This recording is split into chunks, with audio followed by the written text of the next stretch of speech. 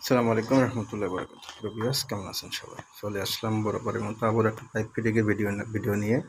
যদি আমাদের ভিডিও আপনাদের ভালো লাগে অবশ্যই আমাদের ইউটিউব চ্যানেলটি সাবস্ক্রাইব করে রাখবেন এবং পাশে থাকা বেল আইকনটি বাজিয়ে দিন। দেশ ও প্রবাস থেকে যেখান থেকে আমাদের ভিডিও দেখছেন অবশ্যই কমেন্ট বক্সে জানাবেন।